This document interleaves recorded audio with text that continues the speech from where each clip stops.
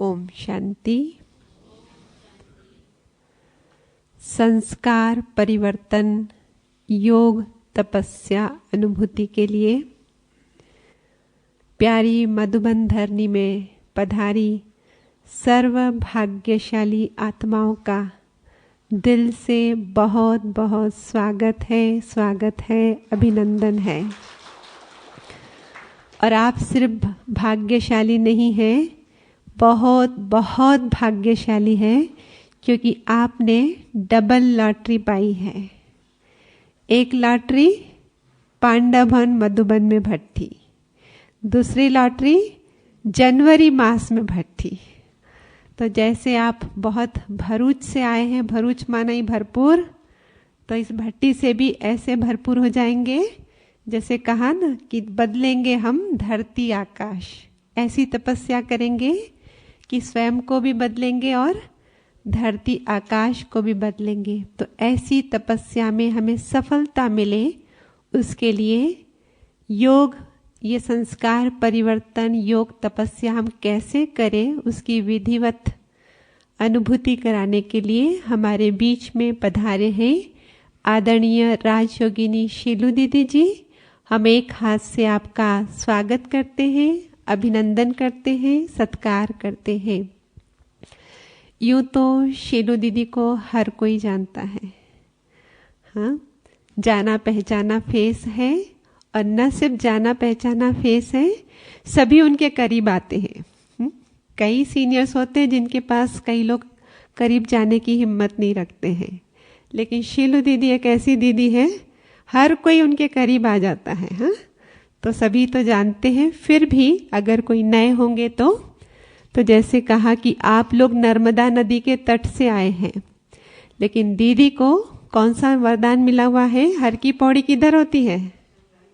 हाँ, हरिद्वार में। तो दीदी को भगवान से, परमात्मा से वरदान मिले हैं कि आप हर की पौड़ी की गंगा हो।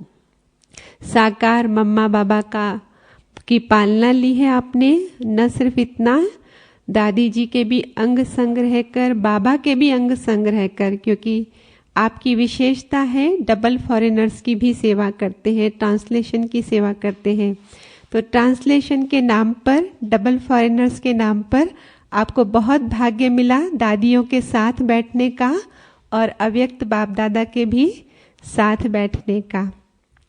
और यूं तो सभी जानते हैं कि बचपन से ही दीदी ज्ञान में है और आपने अपना ग्रेजुएशन साइंस में पूरा करके 1969 में अपना संपूर्ण जीवन ईश्वरीय सेवाओं के लिए समर्पित किया। जैसे ही पढ़ाई पूरी की मधुबन में आए और यहाँ से ट्रेनिंग करके, जैसे कि दादियाँ कन्याओं को सेवार्थ बाहर भेजते हैं, तो आपको भी बाहर भेजा गया। प्रारंभ में भारत में ही राजकोट, हैदराबाद, बेंगलोर आदि आदि स्थानों पर आपको दादियों ने भेजा। और उसके बाद आप नेपाल भी गए, फिर आप अफ्रीका भी गए, फिर आप मॉरिशस भी गए, और फिर 1976 में जब विदेश से पार्टी लेकर आए, तब दादी जी ने आपको मधुबन धरनी पर रहने का बहुत सुंदर ऑफर दिया, जिसको आपने दिल से स्वीकार करके उन दिनों से आज दिन तक अपनी सेवाएं यहाँ पर आप दे रहे हैं।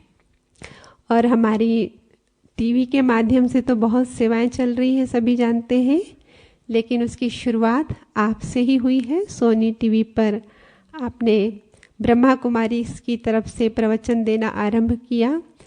ट्रांसलेशन की भी सेवा आप करते हैं। एजुकेशन विंग के आप वाइस चेयरपर्सन हैं।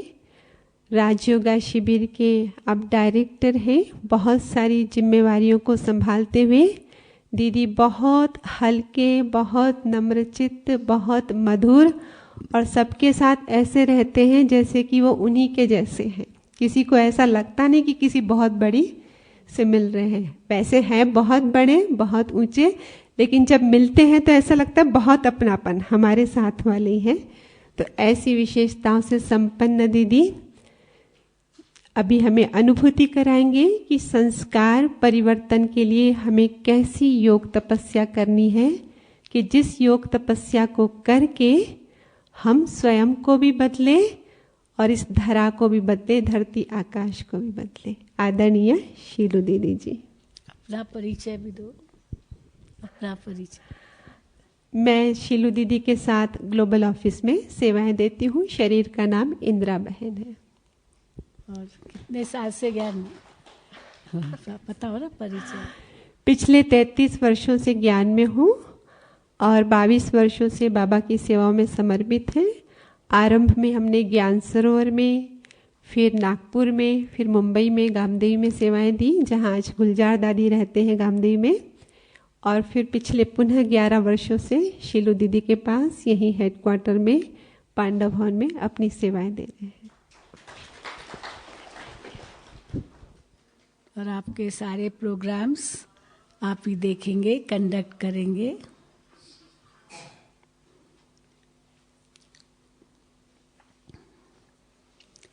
ओम शांति। ओम शांति। ओम शांति। मधुबन तपोभूमि, वरदान भूमि, ब्रह्मा बाप की कर्म भूमि, विश्व के लिए परिवर्तन भूमि, इतनी ऊंची भूमि में जहाँ बाबा मम्मा ने तपस्या की, दादियों ने तपस्या की, ऐसी भूमि में आप सभी पधारे हैं। तो सर्व मधुबन निवासी भाई बहनों की ओर से और हमारी ओर से भी आप सभी का बहुत बहुत बहुत स्वागत है, स्वागत है, स्वागत है।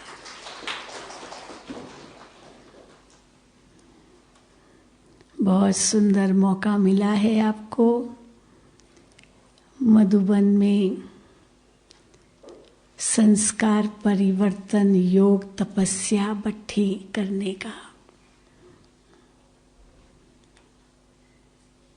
आप में से ऐसे भी कई भाई बहनें होंगे जो बहुत पुराने हैं, कई बार मधुबन में रहे भी हैं और जब से शांतिवन बना तब से नीचे भी रहते हैं, आते हैं जब।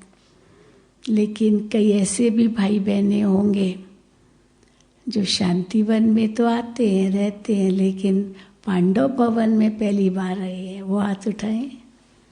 अच्छा, देखा प्रभा बहन, पांडव भवन में पहली बार रह रहे हैं। वाह, बहुत अच्छा जी। पांडव भवन में नहीं आए हैं, पहली बार है, उनको ही चल। Okay, very good. तो पांडव भवन में रहने का आप सबको यह बहुत सुंदर सुअवसर मिला है।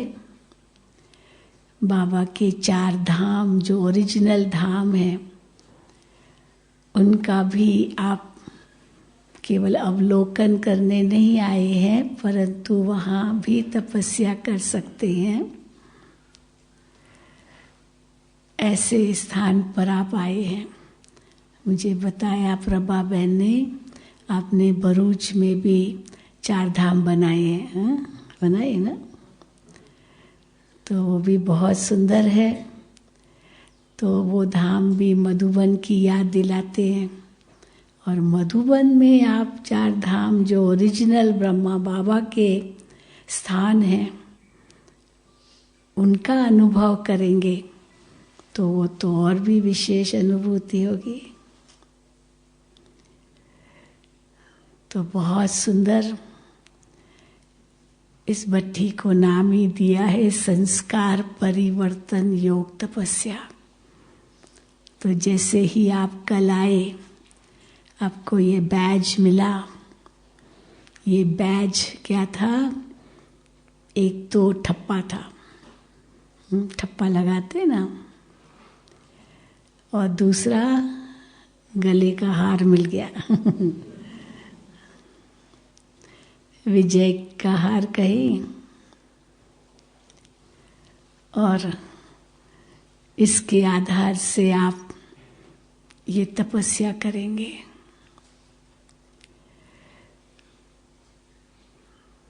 तो क्या हमें यहाँ अनुभव करना है 3 दिन? पहले तो लक्ष्य चाहिए, फिर उसी अनुसार लक्षण आएंगे। तो पहला लक्ष्य तो यही है कि हमारे अंदर जो भी कमियां, कमजोरियां, खामियां, जो कुछ भी है, उन सब को खत्म करना है। जो कमी है उसको भरना है, कमजोरियों को खत्म करना है। अब आप सबको आज से मोबाइल बंद करने होंगे। हाँ, बस अभी से मोबाइल सबके बंद। तो इसीलिए कमजोरियां तो खत्म करनी है, खामियां निकालनी है, और जो कमी है वो भरनी है। क्या क्या मेरे अंदर कमजोरी है जो हमें बाप समान बनने में रोक रही है, जिसके कारण हमारे अंदर कोई परिवर्तन नहीं आ रहा है, उस कमजोरी को खत्म करने लिए क्या पुरुषार्थ करना है? क्या क्या खामियां हैं जो हमें निकालनी है? तो ये पहले तो हमको अपने अंदर निरीक्षण करना होगा। निरीक्षण करके फिर उसकी लिस्ट निकालनी होगी कि ये मुझे परिवर्तन करना है।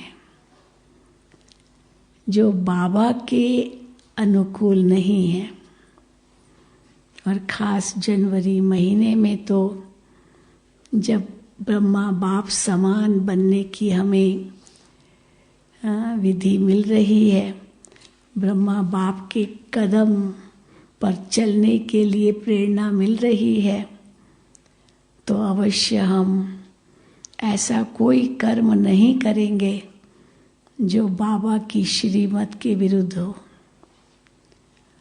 हमारा सोचना, हमारा बोलना, हमारा करना, क्या ये ब्रह्मा बाप के समान है? क्योंकि हमको उनके समान बनना है, फॉलो फादर करना है।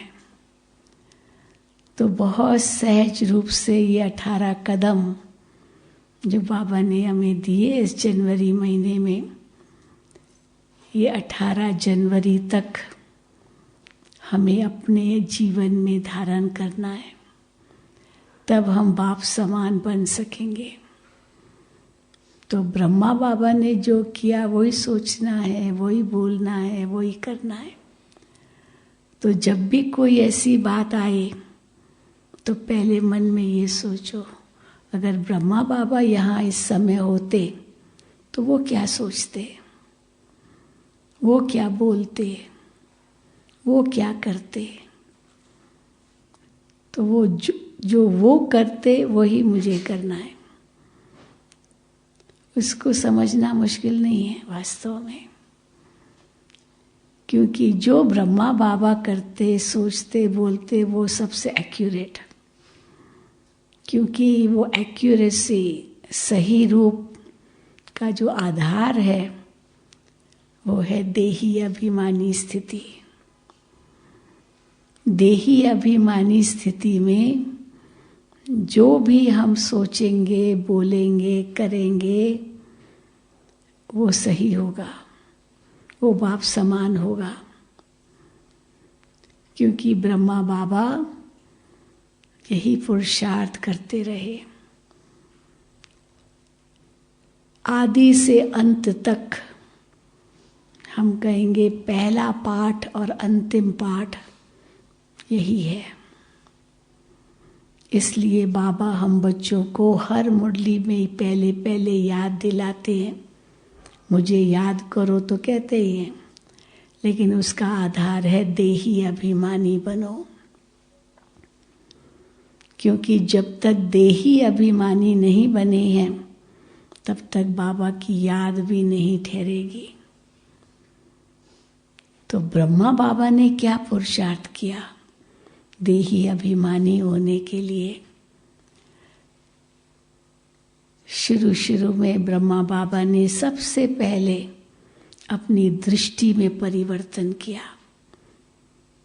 बाबा तो परिवार में ही रहे, कोई परिवार को छोड़ तो दिया नहीं। पत्नी थी, बच्चे थे, बिजनेस थी, बहुत कुछ था, बहुत फैलाव था। राजाओं महाराजाओं से उठना बैठना था, अंग्रेजों से भी बहुत संबंध था। कलकत्ता में वो आते थे बाय शिप और बाबा की दुकान में जाते थे। हीरे जवाहरातों के जेवर खरीदने के लिए भारत में बहुत मिलते थे, तो भारत में इसलिए वो खरीदते थे। और बाबा की दुकान तो बहुत मशहूर थी। और राजाओं महाराजाओं के साथ भी उठना बैठना था। बाबा को खास बुलाते थे, क्योंकि उनकी जो रानी होगी वो तो नहीं दुकान में जाएगी, तो इसलिए बाबा को ही बुलाते थे। और बाबा के साथ उनकी लौकिक बहू ब्रिजेंद्रा दादी होती थी, बहुत ही सुंदर थी अपनी जवानी में। तो बाबा उनको सजाते थे, खूब सोने के गहने पहनाते थे हीरों से जड़े हुए, और उनको ले जाते थे राजाओं महाराजाओं के पास। तो इतनी सुंदर तो थी, और गहनों से तो और सुसज्जित होकर के सुंदर और भी लगती थी। तो वो जाके पहले रानियों से मिलती थी, और वो रानी इतनी प्रभावित होती थी उनका ये सब देख करके। तो वो कहती थी हमको ऐसा हार चाहिए, ऐसा ही हार चाहिए, हमको ऐसा ही कंगन चाहिए, हमको ऐसा ही लॉकेट चाहिए। और बाबा बहुत होशियार थे, वो पहले से ही वो एक सेट लेके जाते थे इनको पहना कर जाते थे और एक साथ में सेट लेकर जाते थे। हाँ, ऐसे ही होता है ना तो वो तो जैसे शोकेस की थी, तो उसको देख करके कि ना हमको ऐसा ही चाहिए। तो बहुत मोह था, बाबा का भी उसमें बहुत मोह था, और उनका तो बेहद मोह था। अपना ससुर थे वो, घूंघट करती थी, पहले तो ज़माने में घूंघट करते थे ना, लेकिन बाबा ने इसको कहा बच्ची बच्ची कहते थे, शुरू से बाबा के संस्कार थे। तो बाबा कहते थे घूंघट की ज़रूरत नहीं है। बाबा की लौकिक युगल भी घूंघट करती थी, देखा होगा एक फोटो, बाबा मम्मा और उनकी युगल बीच में, और पीछे वकील कोर्ट में जा रहे, तो कैसे वो घूंघट में है। बहुत रिस्पेक्ट देती थी बाबा को, पूजा भी करती थी उनकी बाबा की। तो बाबा को भी बहुत रिस्पेक्ट था। कभी एक बार भी बाबा ने कभी हाथ नहीं चलाया होगा, नहीं तो समझ पत्नी पर अधिकार है हाथ चलाओ, लेकिन एक बार भी नहीं। हाथ तो क्या, क्रोध भी कभी नहीं करते थे। तो बाबा की लौकिक बेटी निर्मल शांता दादी बताती है ना, क्रोध क्या होता है कभी बाबा के मुख से नहीं सुना। तो बहुत मोह तो था ही, लेकिन बाबा जब शिव बाबा ने में प्रवेश किया तो एकदम परिवर्तन आ गया। एकदम कैसे आ गया?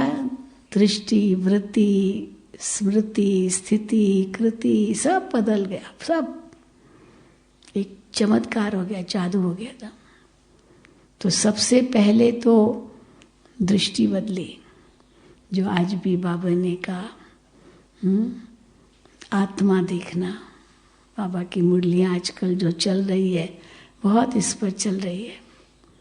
आत्मा, आत्मा देखना, आत्मा बोलना, उस दिन भी बाबा ने मुरली में सुनाया कि एक भाई है, वो लिखता भी ऐसे है, बोलता भी है मैं आत्मा, हाँ मैं आत्मा, मैं आत्मा, लिखता भी ऐसे बाबा मैं आत्मा। हाँ, तो वो कौन थे? वो हमारे रामनिवास भाई, रामनिवास सरोज के पिताजी, सरोज और मधु उनके पिता, रामनिवास नाम है ना, तो उनके पिता वो बीकानेर में रहते थे।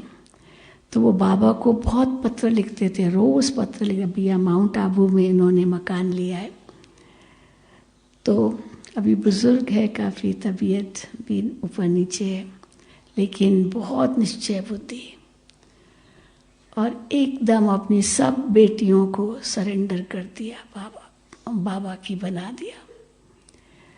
तो इतनी लगन थी, तो बाबा उसका वर्णन मुरली में करते।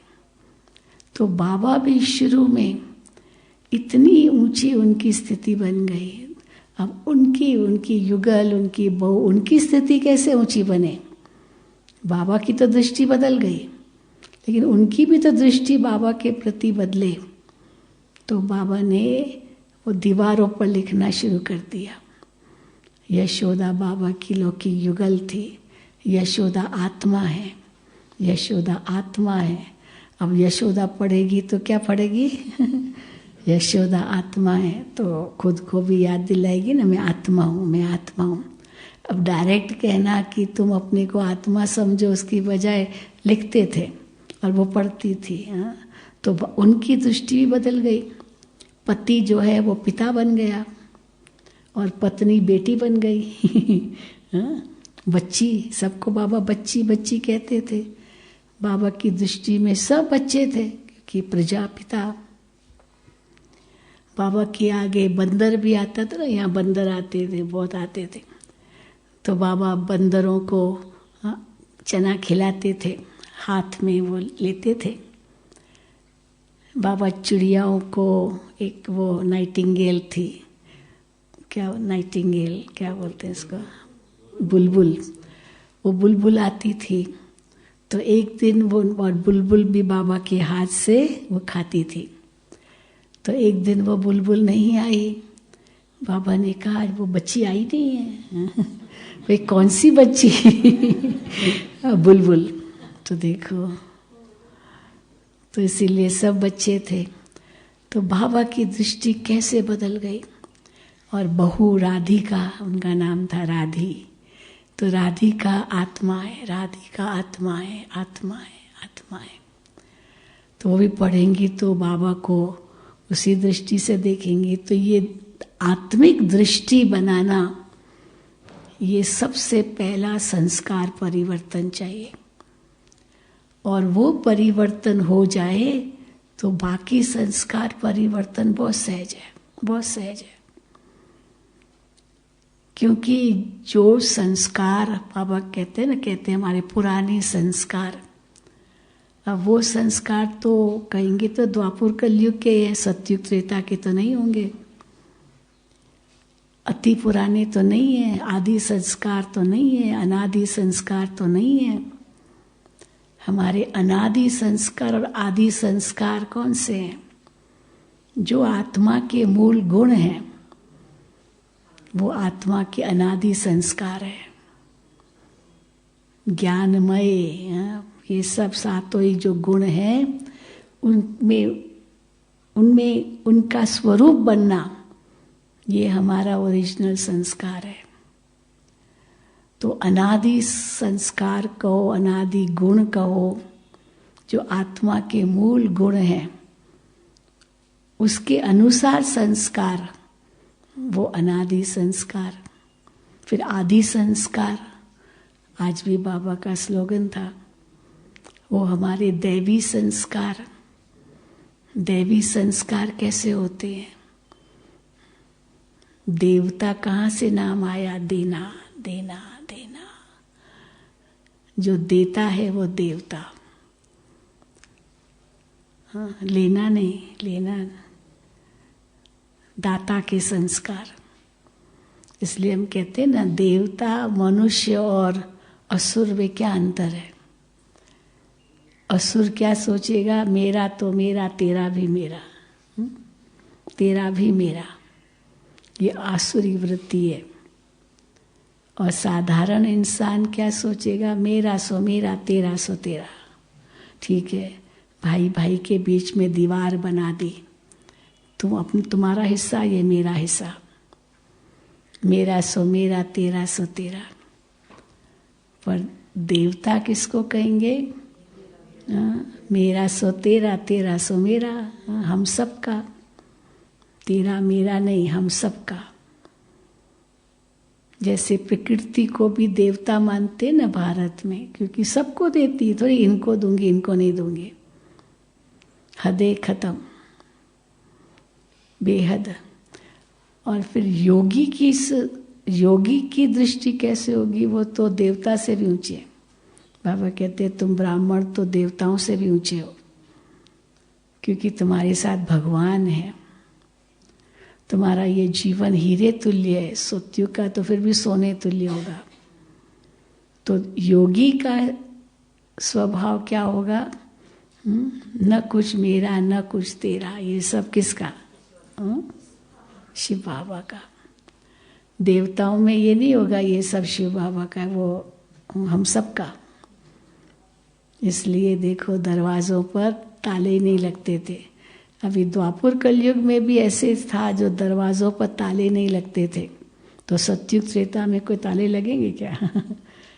कोई क्यों उठाएगा? हर एक भरपूर है, हर एक संतुष्ट है, हर एक माला माल है अपनी तरह से। इसलिए कहीं दृष्टि तो जाती नहीं होगी, डूबती नहीं होगी। और बाबा कहते हैं इस समय तुम इतने प्राप्ति स्वरूप बन जाते हो तो तुम्हारी तो रिंचक मात्र भी कहीं दृष्टि नहीं जानी चाहिए। इतना भरपूर बाबा करते, भले बाहर तो साधारण है लेकिन अंतर से आत्मा इतनी प्रसन्न है। उस संडे की मुरली थी बाबा की, अंतर की संतुष्टता और व्यवहार में प्रसन्नता, ये बाबा में देखा। तो इसका मूल आधार क्या है? देही अभिमानी स्थिति। तो चलते फिरते, खाते पीते, उठते बैठते, बाबा में तो यही देखा। सच्ची बेहद की दृष्टि, हदे सब खत्म। तो जब ये दृष्टि बनी बाबा की, तब देखो कितना परिवर्तन उनके जीवन में आया। और उनको देखकर कितनी आत्माओं ने अपने जीवन में परिवर्तन लाया, जो समर्पित हो गए एक के बाद एक, परिवार के परिवार बाबा के पास समर्पित हो गए। और बाबा ने बड़े दिल से सबको स्वीकारा। कैसे भी थे, कैसे भी हो, आप बाबा के हो, सबकी पालना की। तो मूल आधार उसका क्या था? देही अभिमानी स्थिति। तो अगर हमें संस्कार परिवर्तन करना है तो इस पर विशेष प्रैक्टिस चाहिए। क्या हम जिसको देख रहे हैं उसको आत्मा देख रहे हैं? आत्मा समझ रहे हैं? तो ये जो दृष्टि हमारी होगी उसके आधार पर ही फिर वृत्ति भी ऐसी बनेगी, वो वायुमंडल भी ऐसा ही बनेगा। और उसी के आधार से जो बाबा कहते हैं पवित्रता, वो अनुभव होगी। तो फिर तो दृष्टि में चाहिए पवित्रता। वैसे कहते चेहरा मन का दर्पण है, लेकिन चेहरे में भी पहले आंखें, ये मन का दर्पण है। किसी ने हंसी में हमें कहा कि देखो ये मास्क लगाते ना, तो व्यक्ति मुस्कुरा रहा है या नहीं मुस्कुरा रहा ये पता नहीं चलता है, क्योंकि मास्क लगाते हैं। लेकिन पता चल जाता है। क्यों? किससे पता चलता है? आँखों से। तो भले होंठ दिखाई भी न दे, मास्क लगा हुआ है, लेकिन आँखों से तो पता चल जाता है। ये आँखें भी मुस्कुराती है, नहीं मुस्कुराती है? मुस्कुराती है ना कि नहीं? देखो पता चलता है। भले मुस्कुराहट वो मुंह पर बंद है, पर आँखों से पता चलता है। तभी बाबा कहते ये आँखों से भी हमारी दृष्टि दिखाए, इनकी इतनी पवित्रता है, इनकी विशालता इतनी है, बड़ा दिल है, बेहद है, हदों से परे है, तेरे मेरे से परे है। तो ये जो देही अभिमानी स्थिति होगी जिसमें अनादि और आदि संस्कार हमारे प्रत्यक्ष हो, ये है ओरिजिनल संस्कार। ये संस्कार हमको लाने हैं। एक तो बाबा कहते हैं ब्रह्मा बाबा को फॉलो करना है। तो ब्रह्मा बाबा ने भी क्या किया? अनादि और आदि संस्कार ही तो व्यक्त किए। फिर बाबा कहते हैं कि फरिश्ता बनना है, देवता तो बनना है, घर जाना है, लेकिन घर जाने से पहले फरिश्ता बनना है। तो फरिश्ता के संस्कार कैसे होंगे? कितना लाइट! फरिश्ता के संस्कार भी तो बेहद के होंगे ना, जिनका हद के रिश्तों से कोई लेना देना नहीं। हद के रिश्तों से ऊपर माना बेहद, और जहाँ बेहद है तो वहाँ देह अभिमान कहाँ से आया? तो इसीलिए फरिश्ता माना डबल लाइट। फरिश्ता बनना है, फरिश्ता बनना है, बाप समान बनना है, घर जाना है। बस ये धुन लगी रहे, धुन लगी रहे, तो यहाँ से सहज उपराम हो जाएंगे इस दुनिया से। इसलिए देखो आपको इस योग भट्ठी में बुलाया है, ताकि आप मर गई दुनिया, यहाँ पर वो लौकिक बातों को याद भी नहीं करना, भूल जाओ सब। इंसान मर गया तो उसके लिए तो सब कुछ मर गया, सब खत्म। तो इसीलिए जो आपके और लौकिक बातें भी होंगी, आपकी बिजनेस, आपका दुकान, आपका जॉब या जो भी परिवार, बच्चों को भी छोड़ के आए होंगे, पोते दोते भी तो होंगे, बहुत होगा परिवार है। लेकिन बस हम आ गए हैं यहाँ भगवान के घर में, भगवान की गोद में, इसलिए वो सब भूल जाओ। हो सकता है 3 दिन बिल्कुल भूल जाओ, हो सकता है कि नहीं हो सकता है? हो सकता है, सचमुच हो सकता है। हाँ? कि याद आएगा? नहीं आएगा याद? हाँ माता जी, नहीं आएगा याद? नहीं? अच्छा, वेरी गुड, बहुत अच्छी बात है। अगर याद आए तो क्या करो जी? हाँ, बाबा को दे दो, बाबा आप संभालो, बस हमको नहीं कुछ भी सोचना है, बाबा संभालो। और सचमुच बाबा बहुत अच्छा संभालेगा। ये नहीं समझना कि बाबा अच्छा नहीं संभालेगा, मैं ही अच्छा संभाल सकती हूँ या संभाल सकता हूँ, आपसे भी ज़्यादा अच्छा संभालेगा। और ही आपका इतना काम सफल हो जाएगा और आप कहेंगे अरे अच्छा हो गया ये तो और ही अच्छा हो गया। बात है तो और ही पता नहीं कितनी चिंता होती, क्या होगा क्या होगा। अब यहाँ आपने बाबा को दे दिया, बाबा उसको बहुत अच्छा संभालेगा, एकदम बुद्धि से हल्के, बस फरिश्ता हूँ। घर जाना है, बाप समान बनना है, तो कुछ भी ऐसी छोटी मोटी बात आ जाए, हाँ, मैं कौन हूँ, और दादी जान की हमेशा नशा दिखाती थी, मैं कौन मेरा कौन, मैं कौन मेरा कौन, बस इसी धुन में रहती थी। और मुझे क्या करना है, बस ये 3 बातें, 3 बार ओम शांति कह करके, मैं कौन मेरा कौन, मुझे क्या करना है, ये नशा के शब्द थे। और सचमुच इसके कारण सदा ही वो हल्की रहती थी। छोड़ो छोड़ो, बड़ी दीदी भी ऐसे ही थी, छोड़ो, कुछ भी बात होती थी ना, छोड़ो छोड़ो अब घर जाना है, अब घर जाना है। दीदी की धुन यही थी, अब घर जाना है। बड़ी दीदी हमारी प्रभा बहन ने बहुत पालना ली है दीदी की, बहुत, हमने भी ली है। तो बड़ी दीदी की ये विशेषता थी, कोई छोटी मोटी बात लेकर आए, कोई समस्या लेकर आए, छोड़ो छोड़ो स्वाहा। हाँ ठीक है, हाँ बाबा पर छोड़ दो। तो क्या हम भी ऐसे कर सकते हैं? एक है ड्रामा, ड्रामा को समझना है। ड्रामा अनुसार जो कुछ भी होता है सब एक्यूरेट है, सब सही है, सब सही है। इसीलिए प्रश्न तो उठ ही नहीं सकते, क्यों क्यों क्यों क्यों क्यों, क्या, कौन, कहाँ, कैसे, छोड़ो। इसलिए एक तो ड्रामा को याद करके फुल स्टॉप लगा दो,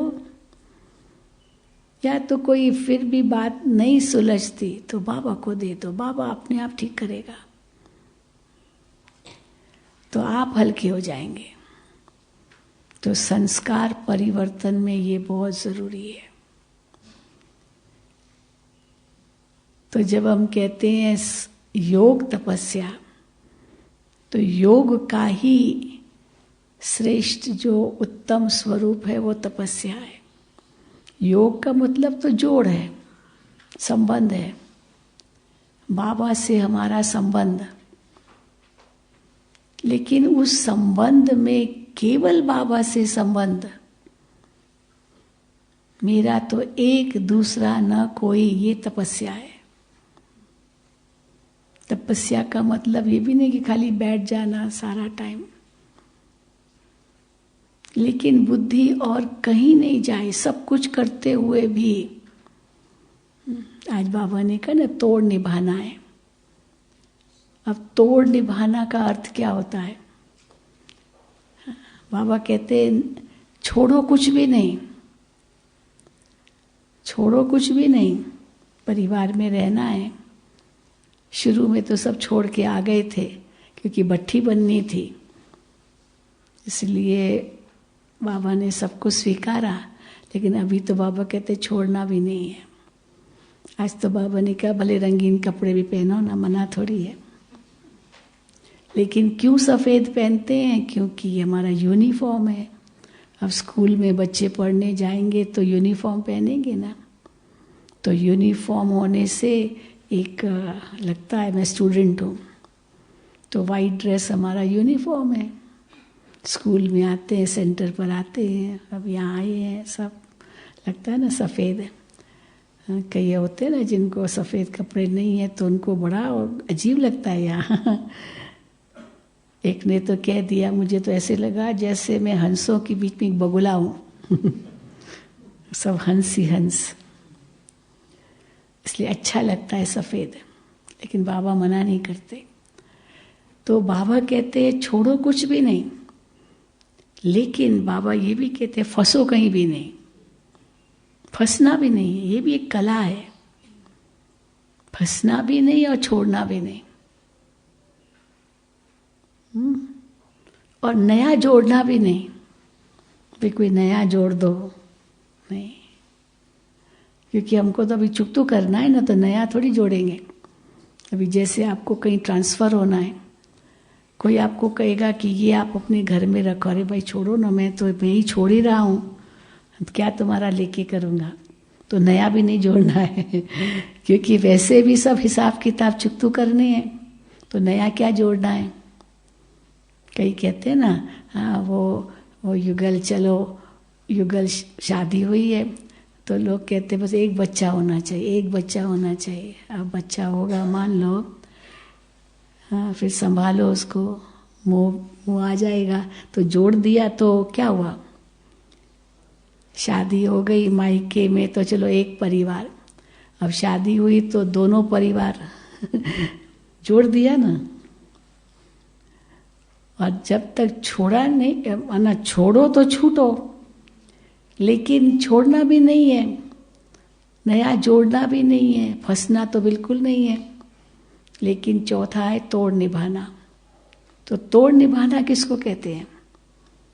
तोड़ना भी है और निभाना भी है। इसमें दो शब्द आते हैं, तोड़ निभाना।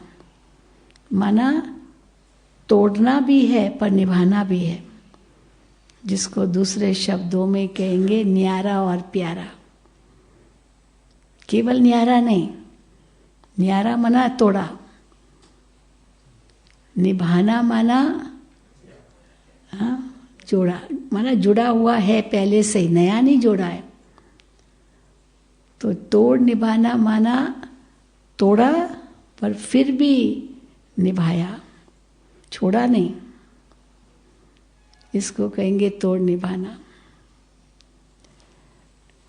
तो जब हम ये बुद्धि में धारण करते हैं तो ऑटोमेटिकली सब कुछ करते हुए भी हम न्यारे और प्यारे रह सकते हैं। ऐसे नहीं कि नहीं रह सकते हैं, और हल्के भी बहुत रह सकते हैं, क्योंकि फंसते कहीं नहीं है। जो चीज़ छोड़नी है एक सेकंड में, बाबा मिसाल देते हैं ना, ब्रह्मा बाबा ने, शिव बाबा ने कहा कि आपकी जितनी भी चल अचल प्रॉपर्टी है सब माताओं के हवाले विल कर दो बस। बाबा ने कुछ नहीं सोचा, क्योंकि बच्चे थे बाबा को लौकिक में, बेटा बहू पोते दोते सब थे ना। लेकिन बाबा ने कहा, शिव बाबा ने कहा कि सब स्वाहा, भट्ठी बननी है, तो आगे पीछे कुछ नहीं सोचा। भगवान ने कहा है तो आज्ञाकारी बच्चा बन गया। वास्तव में इसको कहेंगे फॉलो फादर, बाप समान। वो संस्कार हमारे परिवर्तन कैसे होंगे? एक एक संस्कार नहीं बदलना है। अभी ये कमी है, ये गुस्सा मुझे आता है, थोड़ा रोब दिखाता हूँ, या कई बार नाराज हो जाते, ईर्ष्या आती, छोटे कई संस्कार हैं। लेकिन बाबा कहते इसको जड़ से खत्म करना है।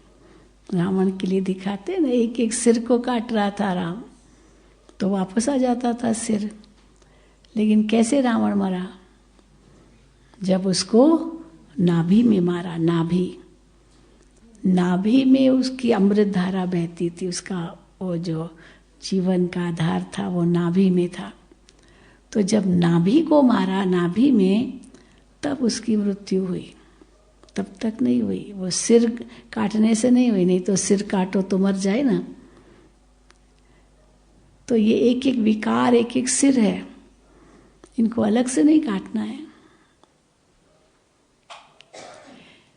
लेकिन इसके बीज को ही नष्ट करना है। बीज को ही आपने जला दिया तो वो बीज तो कभी पेड़ नहीं देगा, कभी नहीं देगा। जल गया ना उसका वो, तो बीज है इसका दे अभिमान। पर कैसे जलाना है? ऐसे नहीं मैं शरीर नहीं हूँ, शरीर नहीं हूँ, शरीर नहीं हूँ, नहीं। जलाना माना भूल जाना। शरीर नहीं हो तो पहले तो शरीर नहीं हो कहने से शरीर पहले याद आएगा। तो शरीर नहीं हो ऐसे नहीं कहना है, ये मैं नहीं हूँ ऐसे नहीं, पर मैं क्या हूँ वो कहना है। मैं आत्मा हूँ, मैं आत्मा हूँ, तो शरीर अपने आप भूल जाएगा। मैं शरीर नहीं हूँ ये कहने से पहले शरीर याद आया, फिर उसको भूलने की मेहनत करो तो डबल मेहनत होगी। शरीर भी याद आएगा, फिर भूलने की मेहनत, और आत्मा तो याद आई नहीं। इसलिए जो याद करना है उस पर मेहनत करो, जो भूलना है उस पर मेहनत नहीं करनी होती है। तो याद करना है मैं आत्मा हूँ, तो शरीर अपने आप भूल जाएगा, क्योंकि मैं तो एक ही चीज़ हूँ ना। हाँ, ये ज़रूर कह सकते शरीर में विराजमान हूँ। तभी बाबा कहते हैं देखने वाली, बोलने वाली, सुनने वाली आत्मा इस देह के अंदर है, और वो मैं हूँ। तो पहली अवस्था जब हम तपस्या करते हैं, योग में बैठते हैं, तो वो है देही अभिमानी स्थिति। फिर दूसरी अवस्था जो बाबा कई बार कहते हैं विधेय स्थिति। विधेय स्थिति, विधेय स्थिति किसको कहेंगे? फिर बाबा राजा जनक का मिसाल देते हैं। राजा जनक का मिसाल क्या देते हैं बाबा? इतने बड़े महल में रहता था, राजा था, महल में रहता था, लेकिन महल का जरा भी मोह नहीं था, जरा भी मोह नहीं था। इसको कहेंगे विधेय स्थिति। बहुत कहानियाँ इनकी है। अष्टावक्र गीता में राजा जनक की बहुत सारी कहानियाँ हैं, कैसे राजा जनक को अष्टावक्र ने ज्ञान दिया, इससे वो विदेह राजा बना। तो विदेह राजा और कौन थे? दादी जानकी तो ये कहती थी मैं वो विदेह राजा हूँ। विदेह राजा, राजा जनक। बाबा जनक कहते थे, जानकी कभी नहीं कहते थे बाबा दादी को। खुद को दादी जानकी कहती थी, पर फिर कहती थी जानकी। हाँ, ये जान उसकी शिव बाबा की, ऐसे कहते थे, कहती थी नशे से। वो बहुत याद आती है। आपको आती है दादी जानकी की याद? जरूर। अभी तो उनका यादगार स्थान बन रहा है शांति वन में, पता है ना आप लोगों को। तो शक्ति स्तंभ दादी प्रकाश मणि का है, प्रकाश स्तंभ, और दादी जानकी का बन रहा है शक्ति स्तंभ। और ब्रह्मा बाबा का यादगार क्या है? शांति स्तंभ। तो शांति स्तंभ, प्रकाश स्तंभ और शक्ति स्तंभ बहुत सुंदर बना रहे हैं। या जो दादी जानकी के भी महावाक्य हैं वो चारों ओर होंगे। कमल का फूल बहुत सुंदर, देखा आप लोगों ने? फोटो देखा होगा, व्हाट्सएप पर देखा होगा। तो वो बन रहा है और यही लक्ष्य है। 27 मार्च को दादी जानकी ने देह त्याग किया था, तो 27 मार्च को उस मेमोरियल का उद्घाटन करना है। तो उसके लिए नीचे तैयारियां हो रही है। तो जनक राजा की तरह विदेह स्थिति। दादी क्या कहती थी? हाथ में कुछ नहीं, जेब खाली, मैं हूँ दुनिया का वाली, राजा हूँ। हाथ खाली, जेब खाली, और मैं दुनिया का वाली। बहुत सुंदर। एक बार दादी ने कहा था कि देखो, जब मैं शुरू में आई यज्ञ में तो मेरे से तो बहुत आगे थे, और भी दादी और बड़ी बहनें थी। दादी तो थोड़ा लेट आई, तो मैं तो कुछ बोलती नहीं थी, चुप रहती थी, बस सुनती रहती थी। बाबा की मुरली में सामने बैठती थी और ऐसे ऐसे करती थी। दादी कहती तो ऐसे ऐसे सिर हिलाती, क्योंकि बाबा कहते थे कि अगर सामने बैठे हुए उमंग उत्साह में है और सिर हिलाते हैं तो बाबा को भी उमंग आता है सुनाने का। वो झुटके खाने वाले होंगे तो हाँ, बाबा को लगेगा ना ये तो झुटके खा रहे, तो उनको नहीं आगे बिठाना चाहिए। तो ये आगे आगे बैठे, हर बात में आगे आना है। तो पर आगे बैठ करके क्या करती थी? सिर केवल हिलाती थी मुरली सुनते समय। तो एक दिन बाबा ने उसको बुलाया और कहा कि क्या तुम कबूतर हो क्या? हाँ, कबूतर की तरह खाली करती। कबूतर क्या करता है ना? वो तो ना ऐसे ऐसे सिर हिलाता रहता है, ऐसे ऊपर देखता रहता है, हाँ, फिर ऊपर करता है, फिर से नीचे करता है, खाली ही करता है और कुछ नहीं, उसको वो बोल नहीं पाता। तो बाबा को उसने कहा, बाबा मैं क्या करूं फिर? बाबा ने कहा, देखो जो तुम मुरली सुनती हो वो किसी को सुनाती हो कि आज बाबा ने क्या कहा? कहती नहीं सुनाती हूँ, क्योंकि आई थी तो बाकी तो सब बड़े बड़े थे, उनसे भी थे, और उस हिसाब से नई आई थी। तो बाबा ने कहा नहीं, जो आप सुनो ना वो दूसरों को सुनाओ तो आपका मुंह खुलेगा। तो बस इसने पाठ पक्का कर लिया, और जो सुनती थी वो हूबहू वैसे ही सुनाती थी, बिल्कुल वही शब्द वही सुनाती थी। तो सब बाबा को कहते, बाबा बिल्कुल इसने आपने जो करा वही सुनाया। तो फिर दादी को बाबा ने बुलाया। बाबा ने कहा, क्या तुम तोता हो? पैरेट हो? पहले तो था कबूतर, इंग्लिश में कहते पिजन। तो पहले कहा तुम पिजन हो। अभी तो बाबा ने कहा जो सुनती वो सुनाओ, तो वही सुनाओगी। तो क्या वही सुनाना मना? ये तो तोते का काम होता है। तोता अब क्या करता है? मियाँ मिट्ठू बाबा कई बार कहते ना, मियाँ मिट्ठू क्यों कहा बाबा ने? तो मियाँ मिट्ठू था, एक मियाँ था, वो अपनी बढ़ाई करता रहता था, मैं ऐसा मैं ऐसा मैं ऐसा, मैं। तो मिट्ठू क्या करेगा? वो तोता तो वही सीख लेगा ना, जो मियाँ कहता था वही बोलता था। तो वो मिट्ठू ने भी वही बोलना शुरू कर दिया। अभी तोता क्या, वो मियाँ कहाँ वो, लेकिन वही कहता था। तो इसीलिए मियाँ मिट्ठू कहते ना, अपनी बढ़ाई करने वाला। उसके अंदर है कुछ नहीं, लेकिन अपनी बढ़ाई बहुत करता है। दूसरे नहीं करते, वो खुद ही करता है अपनी बढ़ाई। तो वो मियाँ मिट्ठू बाबा के, दूसरे करे और बात है, और दूसरे अगर करते तो भी स्वीकार नहीं करने का। यही बाबा कहते हैं, आप यही कोई तो बाबा ने कराया, हमने क्या किया। तो इसलिए बाबा ने उसको कहा, तुम क्या पैरेट हो? तो इसने कहा, बाबा मैं क्या करूं फिर आप जो कहते वही सुनाती हूँ। तो कहा, नहीं, उस आपको अपना विचार सागर मंथन करना है। विचार सागर मंथन करके उसमें कोई नई बातें निकालो, क्योंकि बाबा का ज्ञान तो सागर जैसा है। तो सागर जैसा ज्ञान, आप गहराई में जाओ और गहराई में जा कर के नई बातें सोचो, और इसमें क्या एडिशन हम कर सकते हैं बाबा के ज्ञान में। तो फिर क्या हो गया?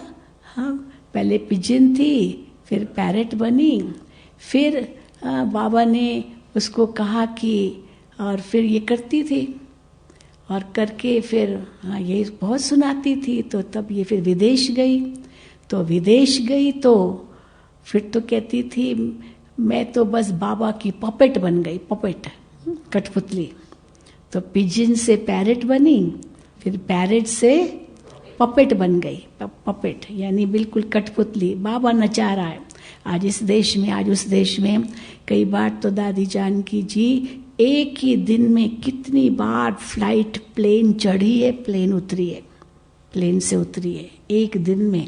अब सोचो ये बाबा, तभी तो इतना विदेशों में सेवा केंद्र खुले, कितने देशों में दादी सब जगह गई, इतनी दादी ने यात्रा की होगी। तो बस कहती थी, मैं तो कुछ नहीं करती, बस बाबा कठपुतली, मुझ कठपुतली को नचाता है। कठपुतली अपना कुछ थोड़ी सोचती है, वो उसको नचाने वाले दूसरे होते हैं ना, जो ये क्या बोलते हैं, स्ट्रिंग लेके या धागा लेके वो उसको नचाते हैं। तो मैं तो कठपुतली हूँ। उस दिन भी बाबा की मुरली चली थी ना कठपुतली पर। तो फिर अब कठपुतली बन के विदेशों में सेवा ही करती रही, बस अपने तो कुछ सोचा ही नहीं। फिर आपको याद होगा एक बार अव्यक्त बाप दादा की मुरली चली थी, जिसमें बाबा ने कहा था कि कब तक तैयार होंगे, कब तक संपन्न बनना है, कब तक संपूर्ण बनना है, डेट बताओ, डेट दो, डेट दो। बाबा डेट मांग रहे थे सबसे, अव्यक्त बाप दादा। तो निर्वैर भाई ने कहा कि बाबा ये सीजन पूरी होगी ना तो हम सब संपूर्ण हो जाएंगे। ऐसे कहा, हम सब संपूर्ण हो जाएंगे, तो हम सब हो जाएंगे। तो बाबा ने उसको कहा, क्या तुमने सबका ठेका उठाया है? हाँ, सबका ठेका उठाया है। तो अब चुप हो गया क्योंकि सबका थोड़ी, क्योंकि हम सब हो जाएंगे माना क्या, जैसे कि सबका ठेका उठाया हमने। हम सबका तो ठेका उठा भी नहीं सकते, अपना तो फिर भी कुछ कह सकते हैं, लेकिन सबके लिए थोड़ी कह सकते हैं हम। तो चुप हो गया।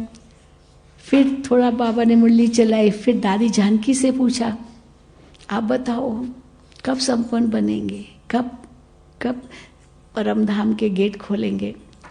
तो दादी ने उत्तर दिया, बाबा मैं तो तैयार हूँ, आप जब बुलाएंगे मैं तैयार हूँ, मैं तैयार हूँ।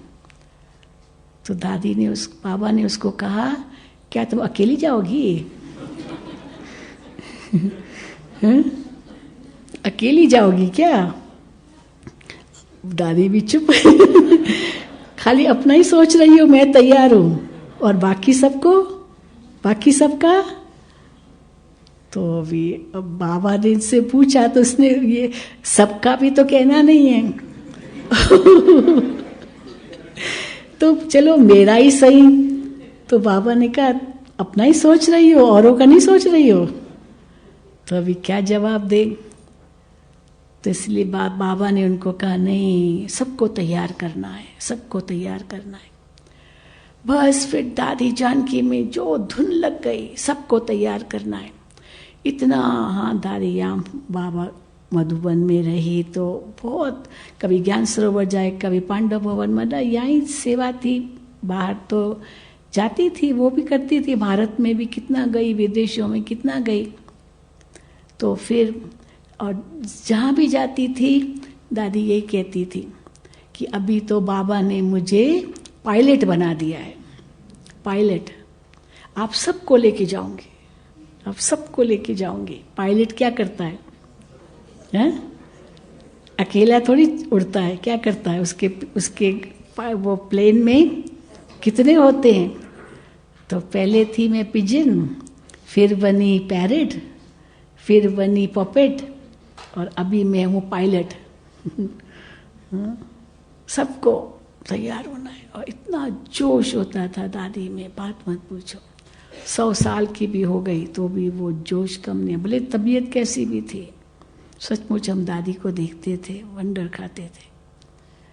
कई बार दादी बहुत बीमार होती थी, पर दादी से समझो कोई पूछता भी था ना, दादी आपकी तबीयत कैसे है, दादी के तो उस समय मुस्कुरा देती थी, क्यों, लगता है क्या कि तबीयत मेरी ठीक नहीं है?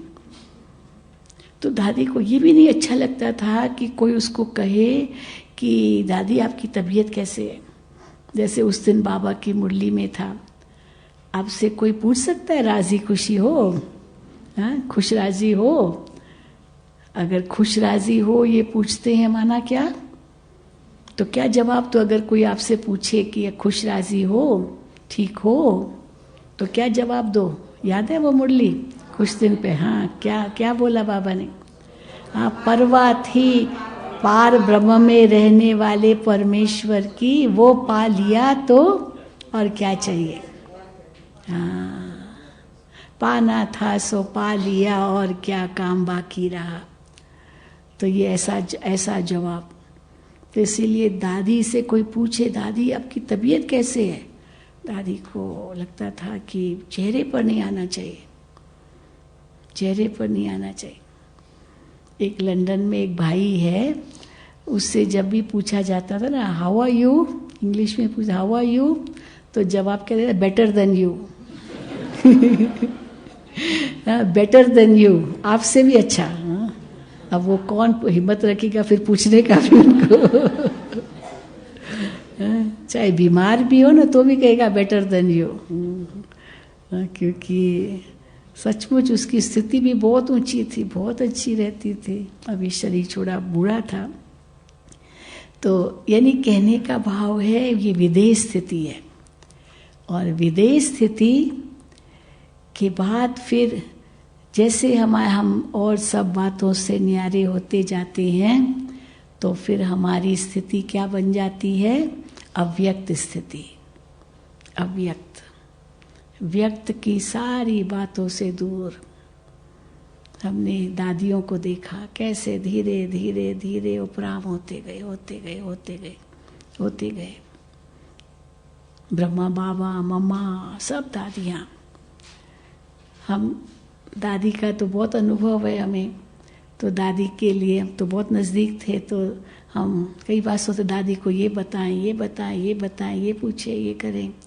लेकिन जब दादी के पास जाते थे तो खत्म, बुद्धि बंद, कुछ संकल्प ही नहीं चलता था कि दादी को कुछ बताएं भी या कुछ पूछें भी, क्योंकि दादी की स्थिति इतनी ऊंची होती थी, इतनी ऊंची, जो हम भी चुप हो जाते थे बस। और दादी क्या बोल रही है बस वो सुनो, हम क्या बोलेंगे दादी को। तो एकदम जैसे वो अव्यक्त स्थिति दादी की देखते थे, न्यारी प्यारी स्थिति, तो हम भी उसी प्रकार अव्यक्त होते गए। और अव्यक्त स्थिति माना व्यक्त में होते हुए भी बिल्कुल अव्यक्त, फरिश्ता स्थिति, वो दादी का देखा। बाबा मम्मा का तो था ही। और उस स्थिति के बाद फिर अशरीरी स्थिति, अशरीरी, जैसे योग में बैठे बोझ खत्म, अशरीरी आत्मा देह से न्यारी हो गई। मेहनत नहीं करनी पड़े, देह से न्यारा होने की मेहनत नहीं करनी पड़े। जो बाबा कहते अशरीरी बनो, अशरीरी बनो। क्यों नहीं बन पाते अशरीरी? ये देह क्यों खींचती है? क्योंकि सबसे पहले देही अभिमानी कहाँ बने हैं। तो योग में वो अशरीरी स्थिति आती नहीं, व्यर्थ संकल्प खत्म होते नहीं। माया बीच बीच में विघ्न डालती है, कभी नाक पकड़ती है, कभी कान पकड़ती है, कभी थप्पड़ मारती है। बाबा की मुरली में सब आता है। माया नाक से पकड़ती है, कान से पकड़ती है। तो माया कान से नाक से पकड़ती, तो कैसे पता चलता है कान से पकड़ा है नाक से पकड़ा है? जब कान से पकड़ती है ना, मना पर चिंतन, ये क्या बोल रहा है, क्या बोल रहा है, क्या बोल रहा है, अरे बोलने दो ना, इसमें क्या है, लोग तो बोलेंगे, हमको थोड़ी परवाह करनी है। तो कान से पकड़ती है माया, तो कान खींचते ना। बाबा का ज्ञान के बजाय दूसरे जो बोलते हैं बस वही सुनते हैं, और फिर उसी अनुसार अनुमान लगाते रहते हैं, व्यर्थ संकल्पों में फंसे रहते हैं, जबकि कोई ज़रूरत नहीं है। हर एक का अपना अपना कर्म, अपना अपना भाग्य है। जो करेगा सो पाएगा। मैं क्यों सबकी बैठ के सोचूं ये क्या कर रहा है, वो क्या कर रहा है। तो माया कान से पकड़ी हुई है, तभी ये होता है। फिर माया नाक से पकड़ती है। नाक से कैसे पकड़ती है? नाक से किसी को पकड़ो ना तो सांस लेना भारी हो जाता है, मुश्किल होता है।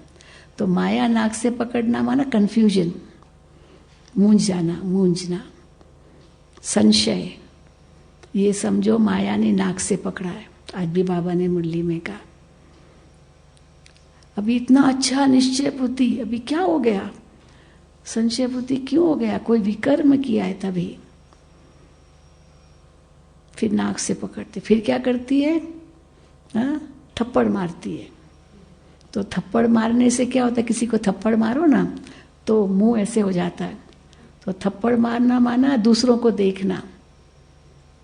अब उसकी जो कमजोरी है वो कमजोरी देखना, और फिर ये कर रहा है मैं भी क्यों ना करूं। आज भी बाबा ने कहा ना, ये कर रहा है मैं भी करूं, ये भी तो कर रहा है, ये इतना पुराना, ये भी कर रहा है मैं भी करूं। ये माना माया ने थप्पड़ मारा है। फिर क्या करती है माया? चोटी पकड़ती है पीछे से। तो पीछे मुड़ के देखते। क्या पीछे मुड़ के देखते? माया कैसे पीछे मुड़वा देती है चोटी पकड़ के। सिर पीछे हो जाता है जब हम अपनी पुरानी जीवन की बातें याद करते। क्या जीवन की बातें याद करते? आगे बढ़ने की बजाय ये सोचते पहले तो मैं ऐसा था, ऐसा था, ऐसा था, हाँ शराब पीता था, सिगरेट पीता था, हाँ बहुत मेरे अंदर बुरी आदतें थी, अब तो मैं बहुत बदल गया हूँ बहन जी, बहुत बदल गया हूँ, बहुत बदल गया हूँ। पर बाबा कहते बदले क्या हो, बनना क्या है और कह क्या रहे हो, बदल गया बदल गया। जैसे कोई व्यक्ति हमेशा, बच्चा हमेशा फेल होता है स्कूल में, पर एक बार पास हो गया चलो तो हो जाएगा खुश, में तो पास हो गया। पास हो गया क्या बड़ी बात की, पास तो सब होते हैं। पर कोई 90% लिया, होशियार है बहुत, और 90% लिया तो भी कई कहते नहीं 10% मेरा कहाँ गया, 90 क्यों, 100 आउट ऑफ 100 मिलना चाहिए। तो वो तो 100 से गिनती करता है, और जो डल स्टूडेंट होगा वो 0 से गिनती करता है। तो मैं 0 से करूं या 100 से करूं कि कितना बाकी है। बहुत बदल गया, बहुत बदल गया ये कहना है या बाकी क्या बनना है वो सोचना है, क्या कहना है, हाँ बनना क्या है। इसलिए बदल गया, बहुत बदल गया। बहन जी आपको क्या पता था, आपको क्या मालूम है क्या था, अरे वो क्यों याद करे, वो पूर्व जन्म था, वो तो याद भी नहीं करना चाहिए। पुराना जन्म, आपको पहला जन्म याद है क्या, तो ये क्यों याद है, पहले में ये ऐसे था ऐसे था, वो भी याद नहीं। तो माया ऐसे करती है, चोटी पकड़ती है, फिर क्या करती है माया, हाँ गिरा देती है। बाबा बॉक्सिंग भी कहती है। माया एक ठोसा मार करके गिरा देती है, और गिरा दिया माना कोई न कोई विकार के वशीभूत हुए, और भी गिरा करके फिर कई बार तो गिर के बेहोश हो जाते हैं, तो माया बेहोश कर देती है, फिर तो सब भूल जाता है, और बेहोश करने के बाद मार भी डालती है, खत्म। ओम शांति जी, पूरा मार भी देती है। और फिर वो व्यक्ति कभी मिल भी जाए कहीं, कितना शर्मिंदा होता है, वो अपना मुंह भी नहीं दिखाना चाहता है, पर अपने तकदीर पर लकीर लगा दी। लेकिन बाबा फिर अपने बच्चों को कहते हैं, बच्चों को, कि हाँ उस पर भी दया करनी चाहिए, क्योंकि वो आत्मा इतनी शक्तिहीन हो जाती है जो बात मत पूछो। चलो हमारी स्थिति वो नहीं है, परंतु सावधान तो हमेशा रहना। अभी तक तुम्हारी लड़ाई चल रही है, आज भी बाबा ने कहा तुम्हारी वो लड़ाई नहीं है, पांडव कौरवों की लड़ाई नहीं है, असुर देवताओं की लड़ाई नहीं है जैसे शास्त्रों में दिखाया, लेकिन माया से तो है ना। माया से है, लेकिन बाबा हमें रोज अस्त्र शस्त्र देते हैं माया से युद्ध करने लिए। तो इसीलिए बाबा कहते तुम विजयी रतन हो, ये नशा चढ़ाओ। तो यहाँ आए हो वो तपस्या करने, और इतनी शक्तिशाली बन जाओ यहाँ से, जो वापस जब जाओ तो माया की हिम्मत न हो आपके पास आने की। कई बार क्या होता है, एक बहन का मैं मिसाल दूं, वो दादी जानकी के पास आई थी। क्या है, मैं दादी जानकी के पास भी बैठती थी, ट्रांसलेशन तो सारा दिन चलता ही रहता था। तो विदेशी थी, तो बिल्कुल उदास थी। तो दादी ने पूछा क्यों ऐसे हो, कहाँ वो उमंग उत्साह क्यों नहीं? तो दादी को कहती है, दादी यहाँ तो मैं बहुत अच्छी हूँ, लेकिन मुझे ये संकल्प आता है कि जब मैं वापस जाऊंगी ना तो फिर क्या होगा, फिर वही बातें आएगी मेरे सामने। यहाँ तो बहुत अच्छा है दादी, पर वापस जाऊंगी तो क्या होगा, बार बार वही बोले। तो दादी ने उसको बहुत अच्छी बात कही। दादी ने कहा वो अभी क्यों सोचती हो, वो अभी क्यों सोचती हो, क्योंकि अभी आप वो सोचती हो कि वहां जाऊंगी क्या करूंगी, तो जो यहाँ का जो फायदा है वो भी नहीं उठा पाओगी, क्योंकि आप वही सोच रही हो कि वहां जाऊंगी तो क्या होगा। यहाँ का इतना पूरा फायदा उठाओ, एक एक सेकंड का फायदा उठाओ, एक क्षण भी हमारा वेस्ट न जाए, एक सोच भी हमारी गलत न जाए, वेस्ट न जाए। श्वास, संकल्प, समय, शक्ति कुछ भी व्यर्थ न जाए, सब सफल हो, सफल हो, सफल हो। इतनी शक्ति भर के जाओ जो वहां पर अगर वो बात आई भी ना सामने, आप उसका सहज सामना कर दोगे, सूली से कांटा हो जाएगा, ये समझ लो, हो जाएगा। तो अभी वो क्यों याद कर रहे हो, यहाँ की भी शक्ति नहीं भर रही हो, तो दोनों जहां से गए, यहाँ वहां तो वापस जाओगी वो होगा ही, और यहाँ भी शक्ति नहीं भरी, तो यहाँ आई फायदा क्या हुआ। तो उस एकदम वो बहन बिल्कुल एकदम ना सावधान हो गई, समझ गई, और उसके बाद तो इतनी बदल गई, इतनी बदल गई, कुछ भी बात किसी ने कह दी, कोई बात नहीं, छोड़ो। बस मुझे बाबा से शक्ति लेनी है। जो बाबा कहते हैं ना, यहाँ तुम आए हो किस लिए, सागर के किनारे आए हो बादल भरने, ये पावर हाउस है बैटरी चार्ज करने। तो मधुबन पावर हाउस है, सागर का किनारा है, यहाँ खूब भरो, सारा दिन यही सोचो, इसी में लगन में मगन रहो। तो देखो आप यहाँ से इतने भरपूर होकर जाओगे, जो आपके पुराने संस्कार अगर है भी, इस अग्नि में खत्म करके जाना, बदल जाना। अग्नि में जो चीज पड़ती है वो बदल जाती है, वही नहीं रहती है। तो ऐसी स्थिति अपने यहाँ से बना के जाना, ठीक है। अब यही हम अनुभव करें तपस्या करें और यही सोचें मैं तपस्वी मूर्त आत्मा हूँ, बस मैं योगी आत्मा हूँ। तो यही तपस्या हमारी हमें सफलता दिलाएगी। चलो योग तपस्या करें। फिर आपको अभी बिल्कुल 1 सेकंड में आत्मा अशरीरी बन जाए।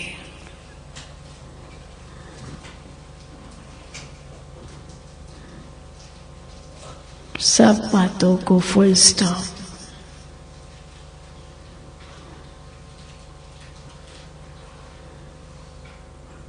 एकदम न्यारे।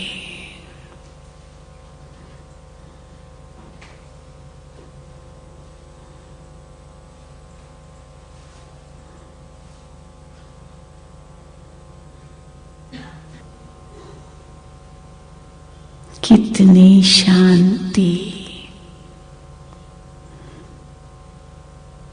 कितनी शक्ति का अनुभव हो रहा है।